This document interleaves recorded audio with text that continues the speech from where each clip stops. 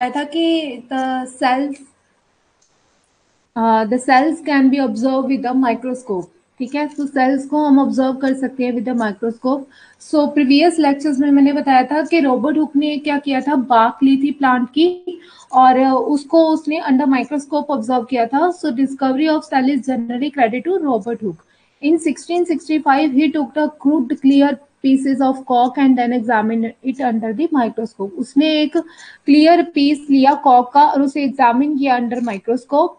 And उसको मैंने बताया था कि हाउसेस में छोटे छोटे, जैसे हमारे घर में क्या होता है कि छोटे छोटे रूम्स होते हैं, वैसे उसने ऑब्जर्व किया कि बाग के अंदर छोटे छोटे सेल्स की लाइक स्ट्रक्चर्स थी। सो उसने उसको नाम दे दिया sales.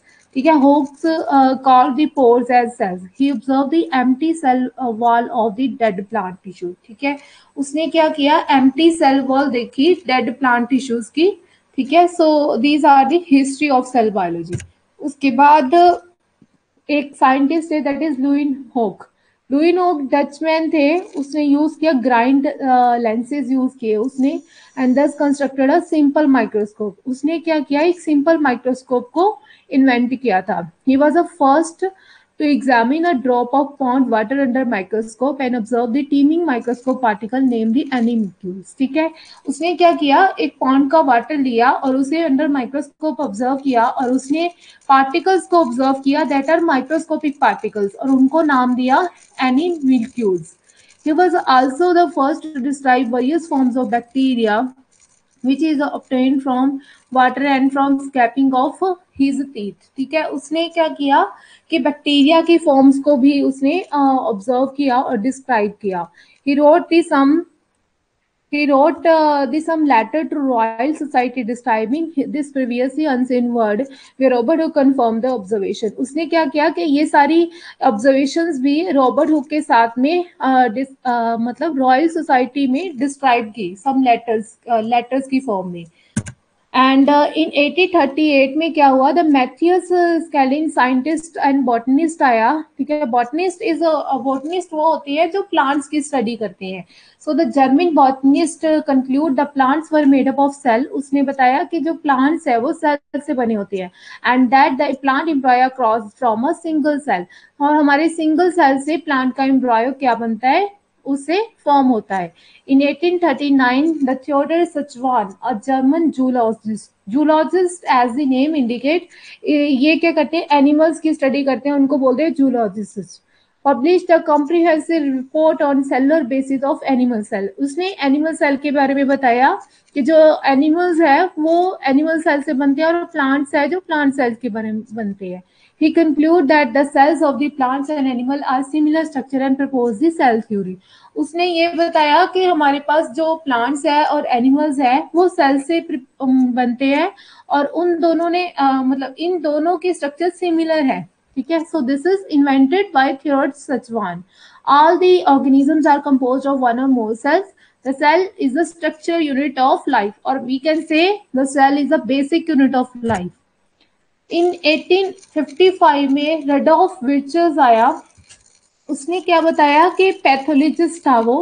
He made a convinced case for the third tenet of the cell theory and stated that the cell can only arise by division from a pre-existing cell।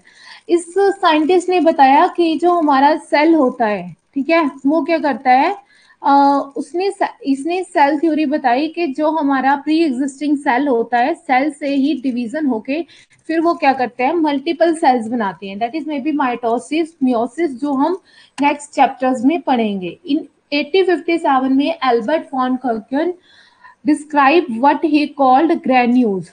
ठीक है, इसने क्या किया, ग्रेन्यूल्स को डिस्क्राइब किया इन सेल्स ऑफ मसल्स में। तो हमारे मसल्स के जो सेल्स हैं वहां पे ग्रेन्यूल्स प्रेजेंट है, इसने ये डिस्क्राइब किया।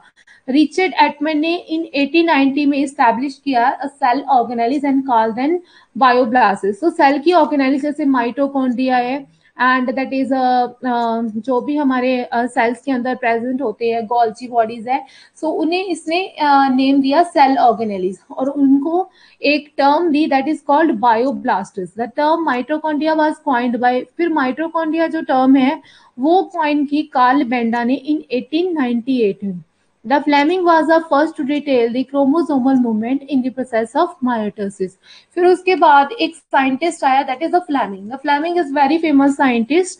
उसने क्या किया, क्रोमोसोमल मूवमेंट के बारे में बताया माइटोसिस के अंदर. सो क्रोमोसोमल मूवमेंट जेनेटिक्स के बारे में जो बताते हैं, that is the Flemming. So Flemming is a very famous for the genetic biology. In 1879 Flemming used aniline dyes. उसने ये डाइज यूज किए as a by product of coal tar, जो कोल टार का बाय प्रोडक्ट था. और to stain the cells of the salamander embryo, उसने salamander एम्ब्रॉय को die किया इस एनिलीन डाई के साथ में. He was able to visualize the thread like material as the cell divided. उसने क्या किया कि जब उसने इसको एनिलीन डाइस के साथ में इस एम्ब्रॉय को डाई किया, तो उसने एक थ्रेड लाइक मटेरियल जो सेल के अंदर था उसको ऑब्जर्व किया कि वो डिवीजन में हेल्प करता है. He saw that the chromosome was doubled. उसने देखा कि जो क्रोमोसोम है वो डबल है. So double chromosome is the DNA. When they appeared in the prophase and solved the problem of chromosomal partition between the mother and daughter cell. तो उसने क्या किया कि उसने प्रॉब्लम सॉल्व की कि क्रोमोसोमल पार्टीशन कैसे होती है मदर और डॉटर सेल में. मींस मदर से हमारे पास कोई सेल है तो उसका डॉटर सेल के अंदर हमारे पास क्रोमोसोम कैसे मूव करता है. So that is given by the Flemming. In 1885 Weismann है जो उसने इस्टेब्लिश किया या पब्लिश किया the continuity of germ plasm as a foundation of theory of heredity. So heredity के बारे में बताने के लिए that is a Weismann in 1885 में. He stated that only the hereditary substance of the germ cell was inheritable. उसने बताया कि जो हमारे पास जर्म सेल है उनके ही सेल्स क्या होते हैं, इनहेरिटेबल होते हैं. Means that are going from parent to daughter cells and that cells are derived from all other parts of parents. Means वो जो हमारे पास सेल होते हैं वो किससे ड्राइव होते हैं, पार्ट्स ऑफ पेरेंट से. Parent body means soma cell से. Could not transmitted from parents to offspring. कहता है वो ये कहता है कि हमारी हेरिडिटी तो होती है बट जर्म सेल की होती है, हमारे पास जो बॉडीज है वो ट्रांसफर नहीं होती बिकॉज उनसे ड्राइव होते हैं हमारे पास germ cells. The existence of cell organelles which is now known as the Golgi apparatus. ठीक है, तो सेल ऑर्गेनेलिस के बारे में हमें पता है कि हमारे पास गोल्जी ऑपरेटर्स के बारे में पता लग गया. So which is now known as the Golgi operators और Golgi complex. So that is a very important organelle of our cell and that is called Golgi apparatus or Golgi complex or simply as the Golgi was the first reported by, so it is given by Camillo Golgi in 1898. So as the name indicates, the scientist name is Camillo Golgi in 1898 when he described in the nerve cell as a internal reticulum apparatus. So उसने क्या किया, describe किया nerve cell को as a internal reticular apparatus. Internal reticular apparatus means जो हमारे पास nerve cell है वो body के अंदर होता है और वो नर्वस सिस्टम के सिग्नल्स लेके जाता है, हमारे ब्रेन को देता है. So internal reticulum apparatus impregnates by a variant of his chromo as genetic staining. So उसने ये स्टेनिंग के साथ इंटरनल रेटिकुलम ऑपरेटस को बताया कि हमारे पास ये इंटरनल रेटिकुलम ऑपरेटस है नर्व सेल के अंदर.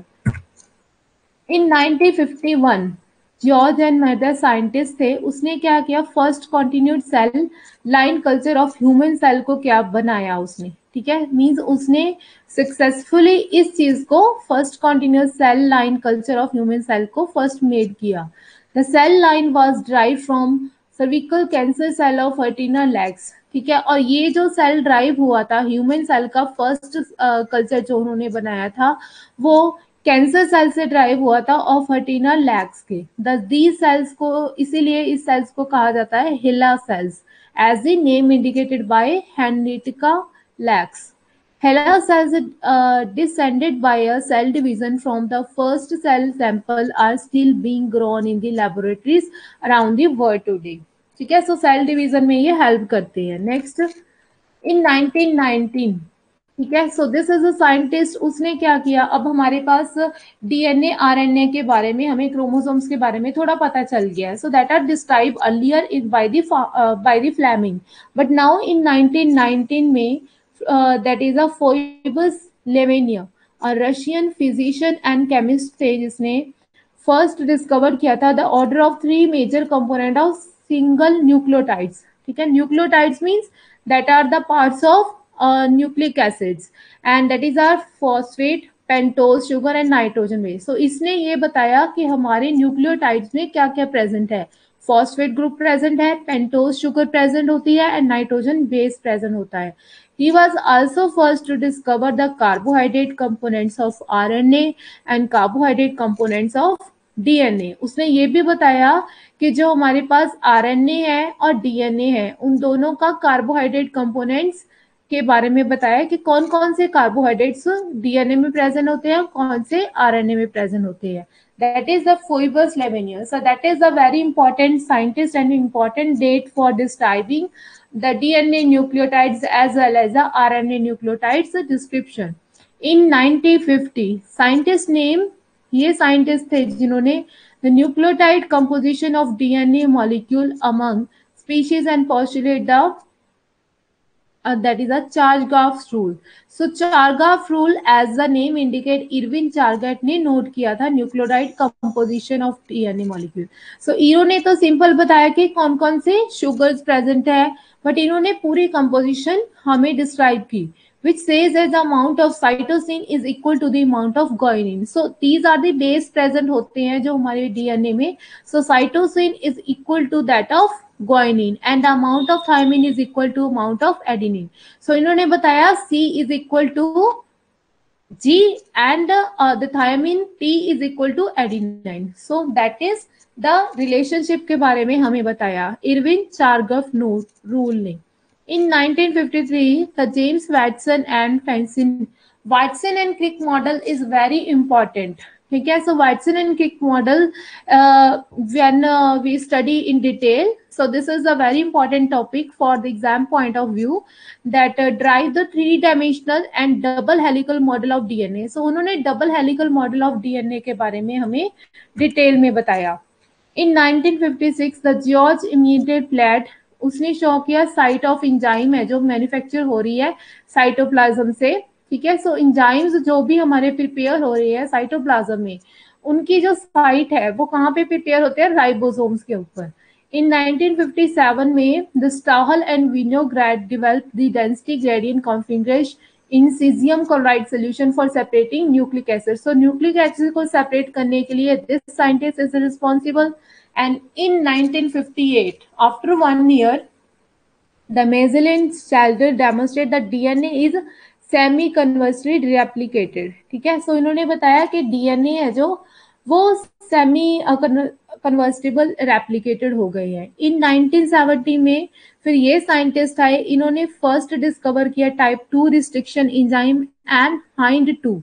In 1970 में reverse transcriptase in retrovirus, that is a virus की टाइप है, that is a virus type. So उसमें रिवर्स ट्रांसक्रिप्टेज एंजाइम के बारे में 1970 में डिस्कवरी हुई थी। ठीक है, in 1972 Paul Burge used a restricted enzyme to cut the DNA and ligase to join the two strand। so पिछली लेक्चर में मैंने पूछा था व्हाट इज रिस्ट्रिक्शन एंजाइम का काम क्या होता है। रिस्ट्रिक्शन एंजाइम का काम होता है कट करना डीएनए को and to join the two strand. So पहले वो क्या करता है, डीएनए लाइगेज को कट करता है, फिर उसके बाद क्या होता है, डीएनए स्ट्रैंड को ज्वाइन करता है to form a hybrid circular molecule. Means first DNA is from another parents and second DNA is from another parents, and then उनके बीच की जो structures है उनको कट करके और hybrid DNA banana. So that is given by a Paul Burge theory। Next is 1977, the Frederick Sanger introduced a process of DNA sequencing कि उसने process के बारे में बताया कि कैसे डीएनए के सीक्वेंसेस क्या करते हैं हम, प्रोसेस होती है उसकी, कैसे सीक्वेंस बनते हैं डीएनए की। So the first ever organism to have its genome sequence is bacteriophage. ठीक है, सो किसमें उसने बताया था, बैक्टीरियोफेज के अंदर। इन 1980 The polymerase chain reaction, a method used to amplify a copy of segment of DNA was invented by Carey Mullis. ठीक है, सो इस साइंटिस्ट ने हमें पॉलीमरेज चेन रिएक्शंस के बारे में मेथड यूज थे जो एम्पलीफाई करते थे सिगमेंट ऑफ डीएनए को और कॉपी करते थे, पहले कॉपी करेंगे उसके बाद एम्पलीफिकेशन करेंगे. So that is given by Kary Mullis in 1980. In 1986 में जीनोमिक है. सो जीनोमिक टर्म कब अपीयर हुई थी? 1986 में. और this is a very important question also. So genomic appeared for first time to describe the scientific discipline of mapping and analyzes the genes. In 1986, the Larry Hood developed the automated sequences mechanism. And 86 में human genomic initiative announce हुआ था. 95 में modern resolution maps of chromosomes आए और इन maps of chromosome में 3, 11, 12, 22 published हो गए थे. So these maps provide the location of marker on each chromosome to make the locating gene easier. So marker से हम क्या करते हैं, जीन जो होती है डीएनए के ऊपर उनको मार्क कर सकते हैं. In 1995 this scientist first bacterial genome sequence किया था उसने. 1905 में automated fluorescence sequencing instrument and robotic operations हुए थे. एंड 96 में यूक्रोटिक जीनोम ईस्ट सीक्वेंस हुए थे. So these are the sequence के बारे में इंफॉर्मेशन देने वाले ये साइंटिस्ट थे. सो 99 में फर्स्ट ह्यूमन क्रोमोसोम, जिसके आपको पता है कि ह्यूमन क्रोमोसोम जो है उसमें 22 नंबर्स होते हैं. So that are the human chromosome के बारे में 99 में हमें पता चला था. April 2003 human genome project complete हो गया था.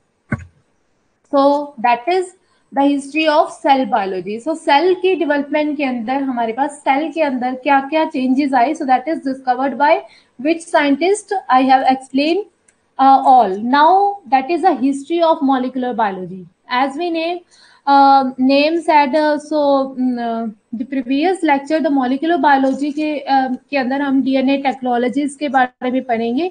So that is the modern life science के बारे में हम इसमें जनरली पढ़ेंगे. So history इसके अंदर क्या है, कैसे इसकी डेवलपमेंट हुई थी. So history of molecular biology begins in 1930 में इसकी बिगिनिंग हो गई थी हिस्ट्री की with the union of various previous distinct biological disciplines. So ये molecular biology किसके के साथ में कंसर्न करती है? बायोकेमिस्ट्री के साथ में, जेनेटिक्स में, माइक्रोबायोलॉजी के साथ में और वायरोलॉजी में. ठीक है.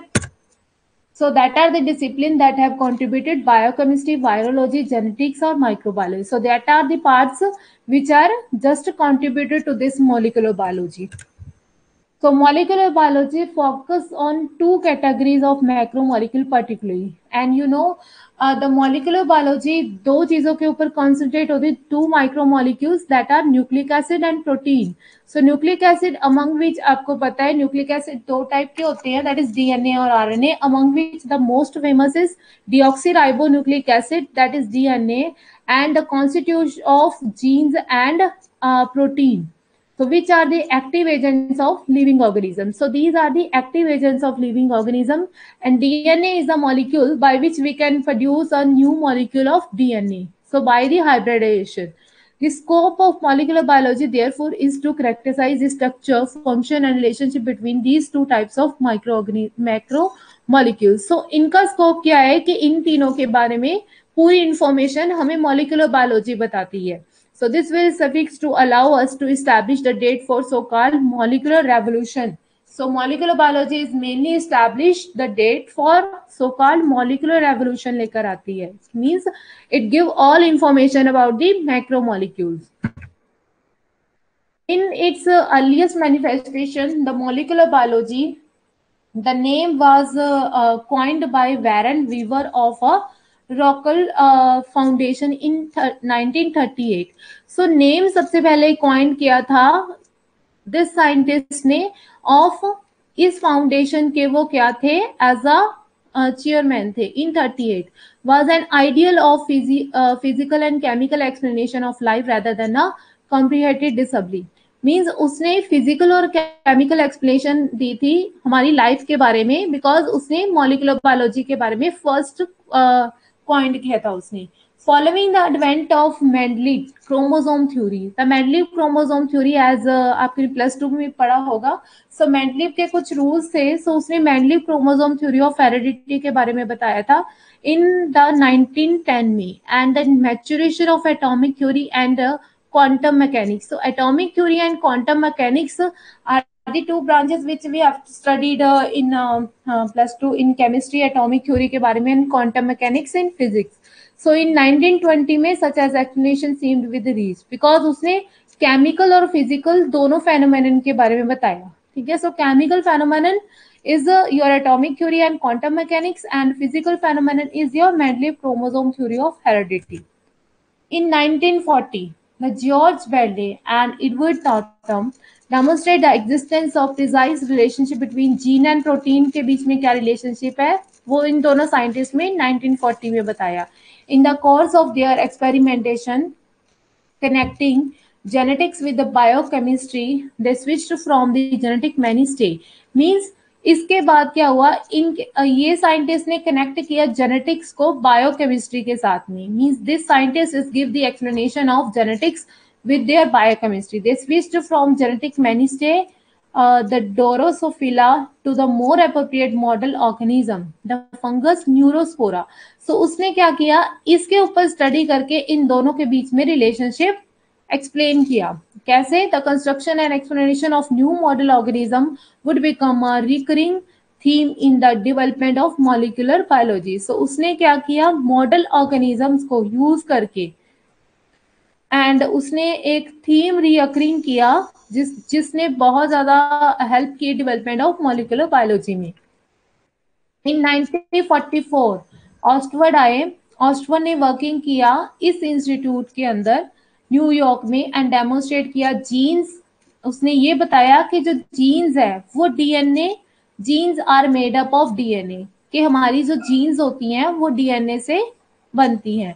इन 1952 में that is the Hershey and Chase confirm that the genetic material of bacteriophage.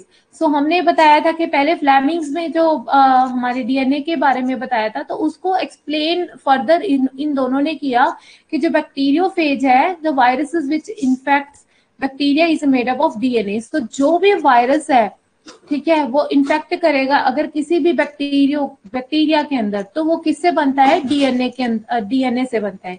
सो ये हम जब डीएनए और आरएनए की स्टडी करेंगे, then we will discuss it in detail. In 1953 में James Watson and Crick. So this is again related to molecular biology, is related to cell biology. So इन दोनों में रिलेशनशिप है. उसमें सिंपल उसने डिस्कवरी की थी, लेकिन यहाँ पे इसकी डिस्कवरी की डिटेल आएगी. So that is James Watson and Francis Crick discovered the double helical structure of the DNA molecule. ठीक है, so double helical structure इन दोनों ने बताया था.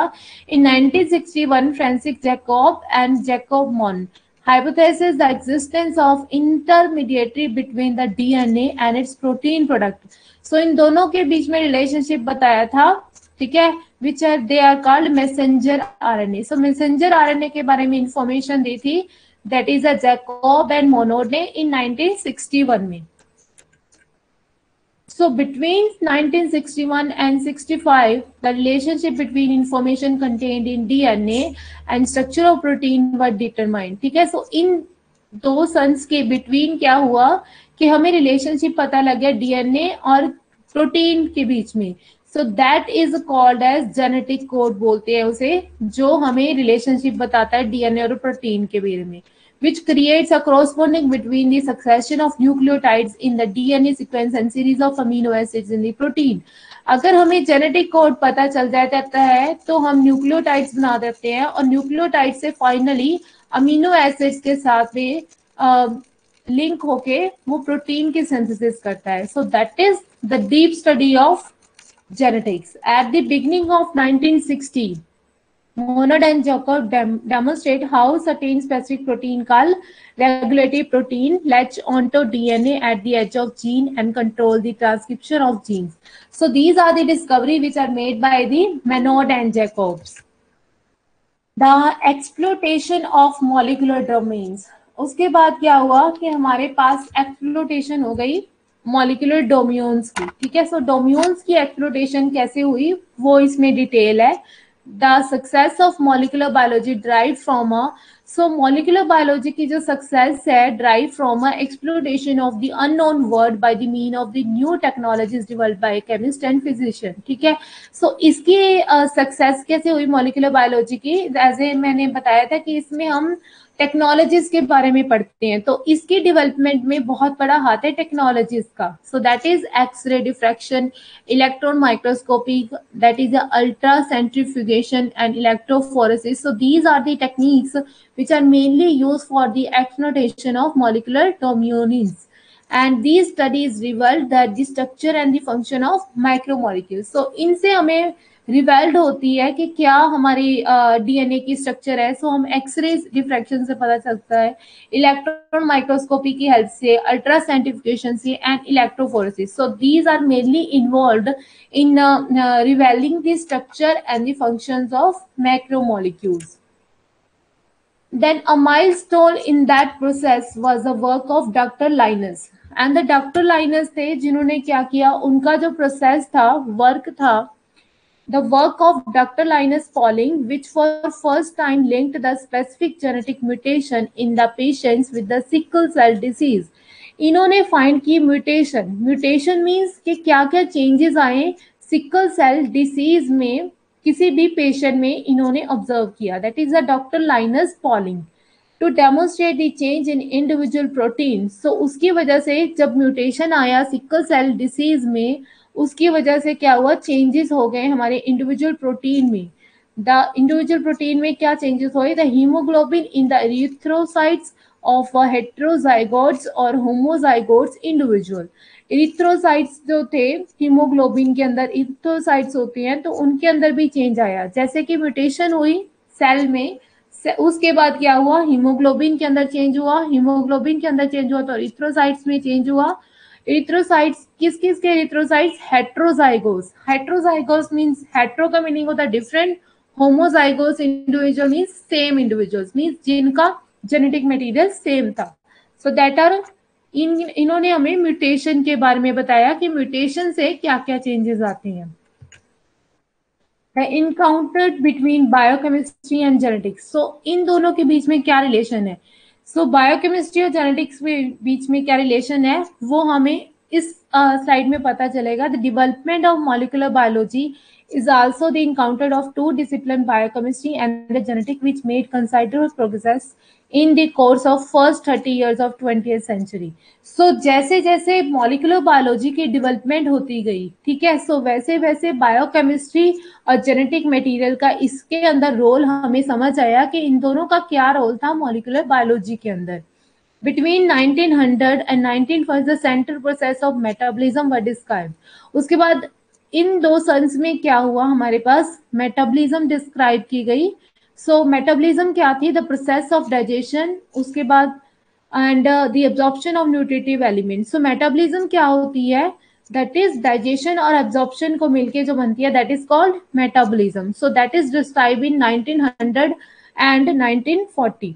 Every one of these process is catalysed by particular enzyme. फिर उसके बाद हमें पता चला इन दो सन्स के अंदर कि हमारे पास जो कैटाबॉलिज्म है, कैटाबॉलिज्म मींस इनकी डाइजेशन जो होती है वो किसके थ्रू होती है, bye involving the particular enzyme. Means अगर हमारे पास कोई भी पर्टिकुलर सबस्ट्रेट है तो उसके लिए पर्टिकुलर एक एंजाइम हमारी बॉडी के अंदर प्रेजेंट रहता है। So that is given in 1900 to 1940. As a sequence, the study of protein, of their structure and synthesis become the one of principal objective of biochemist. So ये हमारे biochemist का एक principal था कि उन्होंने क्या किया कि प्रोटीन्स की स्टडी की, स्ट्रक्चर की स्टडी की, सिंथेसिस की स्टडी की। सो that is a main objective था कि इन चीजों को स्टडी करने के बाद ही हमें मॉलिक्यूलर बायोलॉजी के बारे में पूरी डिटेल मिलेगी। The second discipline of biology which developed at the beginning of, फिर second discipline कब हुआ, 20th century में, that is genetics के बारे में जब हमें पता चला। After the rediscovery of the law of Mendel in 1900, this scientist began to take the shape thanks to the adoption by the Thomas Hunt. ठीक है, so Thomas Hunt Morgan ने 1910 में मॉडल जो था हमारे पास ऑर्गेनिज्म फॉर जेनेटिक स्टडीज के लिए। सो genetic studies के लिए हमारे पास थॉमस हंट आए, उन्होंने जेनेटिक्स के बारे में बताया इन 1910 में कि हमारे पास जेनेटिक्स में क्या क्या था। सो डिटेल स्टडी मॉर्गन ने बताया। सो पहले मेंडल आए, उसके बाद मॉर्गन आए इन 1910 में। द फेमस फ्रूट पाए, सो उन्होंने किसके ऊपर स्टडी की थी? फेमस फ्रूट फ्लाई के ऊपर। So that's name is Drosophila melanogaster. The Morgan showed that the genes are localized on the chromosome. So today lecture is over.